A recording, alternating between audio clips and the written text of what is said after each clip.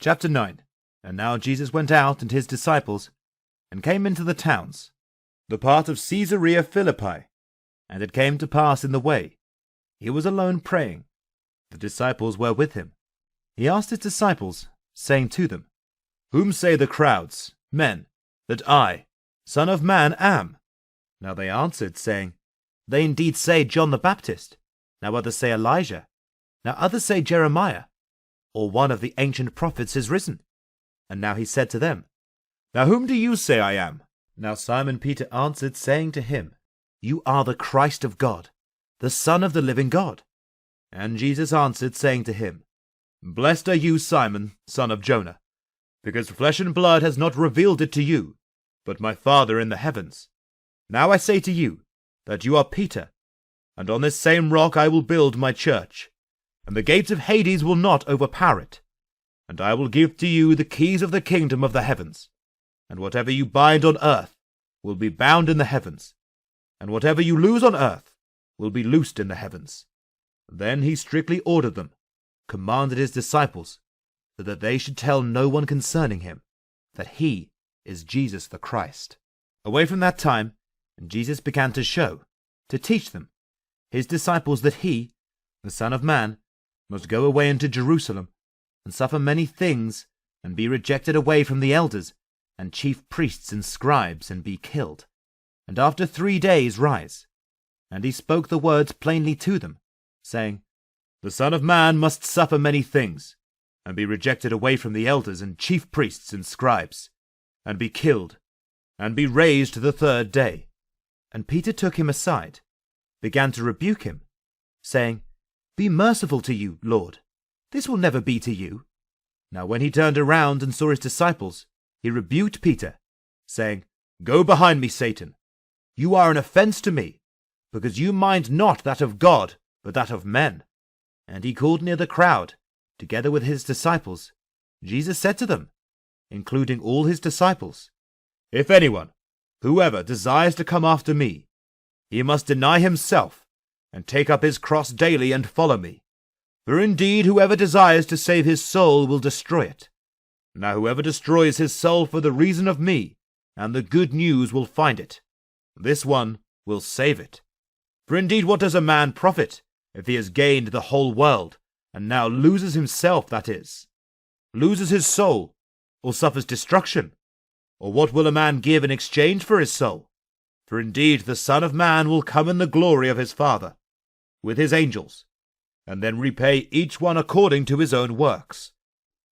For indeed whoever be ashamed of me and of my words, in this same adulterous and sinful generation, of them also the Son of Man will be ashamed, whenever he has come in his glory, and in the glory of his Father, and with the holy angels. And he said to them, Now truly I say to you that there are some of those who stand here, who will not taste death, until they see the kingdom of God come in power. That is, see the Son of Man coming in his kingdom. And now it came to pass after 6 days, about 8 days after these words, Jesus took Peter and James and John his brother, and brought them up into a high mountain, apart by themselves, only to pray. And it came into being as he prayed, the appearance of his face changed, and he was transfigured before them, and his face shone as the sun. And now his garments, clothes, became shining very white as the light, glistening white, as snow, such as no fuller on earth could whiten. And behold, there appeared to them 2 men who were Moses and Elijah, Elijah together with Moses. And they were talking with Jesus, who appeared in glory, speaking of his departure, which he intended to fulfill in Jerusalem. Now Peter and those together with him were heavy with sleep.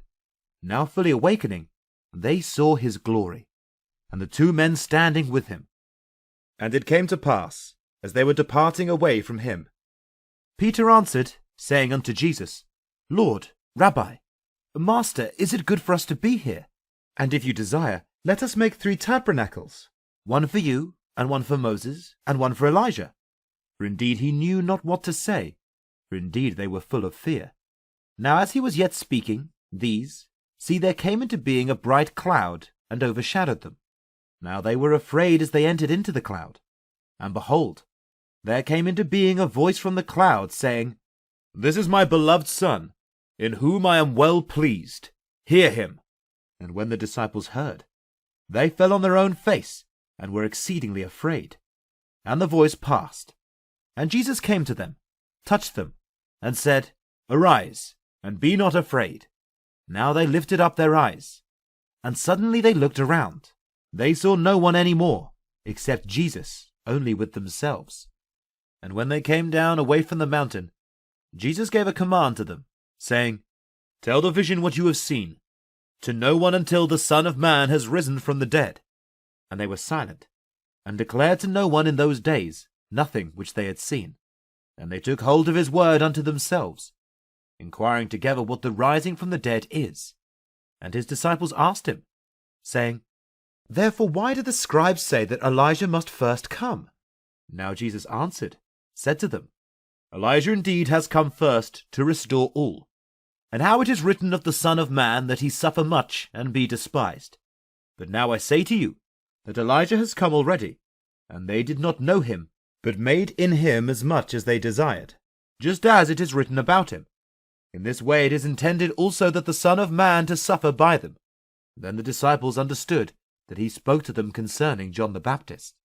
And it came into being in the next day, they came down away from the mountain unto his disciples.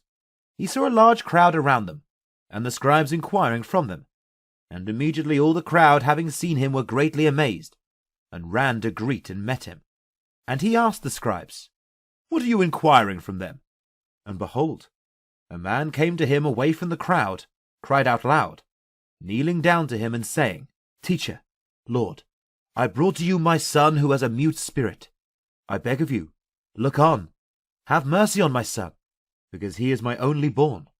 For indeed he is moonstruck and suffers badly. And behold, wherever that spirit takes him, it seizes him, and he suddenly cries out, and it throws him into convulsions, with foaming, and gnashes his teeth, and he shrivels up, and with difficulty going away from him, bruising him. And I brought him to your disciples, spoke, and begged your disciples so that they cast it out, and they could not heal him."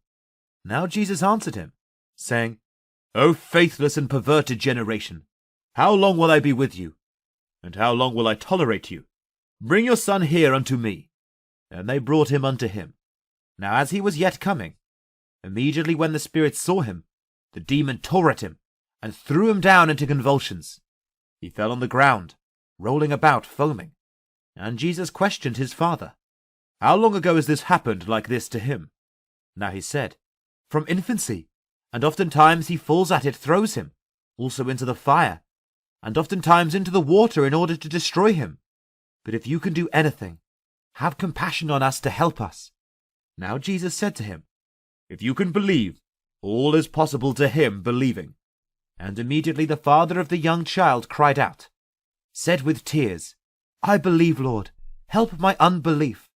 And now Jesus, having seen that a crowd came running together, Jesus rebuked the unclean spirit, demon, saying to it, "Mute and dumb spirit, I command you to go out from him, and no more enter into him." And it cried out, and tore at him much, and went out, and he became as if dead, insomuch that many said that he had died. Now Jesus seized him by the hand, raised him up, and he arose. And he healed the child. The male child slave was healed away from that same hour, and he delivered him again to his father. Now all were amazed at the majesty of God. And then when he had entered into a house, his disciples came to Jesus, questioned him aside privately, saying, "Why could we not cast it out?" And now Jesus said to them, "Through your unbelief. For indeed truly I say to you, if you have faith as a kernel of mustard, you will say to this mountain, Withdraw from here to there, and it will withdraw, and nothing will be impossible to you. Now that kind can go out in nothing except in prayer and fasting." And they having departed from there, passing through Galilee, and they stayed in Galilee, and he desired that no one know. Now for indeed as all were marvelling at all which Jesus did, Jesus taught his disciples, and said unto his disciples, You let these words lay down into your ears. For indeed the Son of Man will be delivered into the hands of men, and they will kill him. and after he is killed, he will rise the third day." Now they did not understand that same spoken word, that it was hidden away from them, so that they perceived it not. And they were afraid to ask him concerning that same spoken word, and they were exceedingly grieved. Now they came into Capernaum, and those who received didrachmas came to Peter and said, "Does your teacher not pay didrachmas?" He said, "Yes." And when he entered into the house, Jesus anticipated him, and said, "What do you think, Simon? Away from whom do the kings of the earth take custom or tribute? Away from their own sons, or away from others?" Peter said to him, "Away from others." Jesus said to him, "Then the sons are free. Now lest we offend them, go into the sea, throw a hook, and take up the first fish that comes up. And when you open his mouth, you will find a stater. Take that, and give it to them for me and you." Don't forget to subscribe.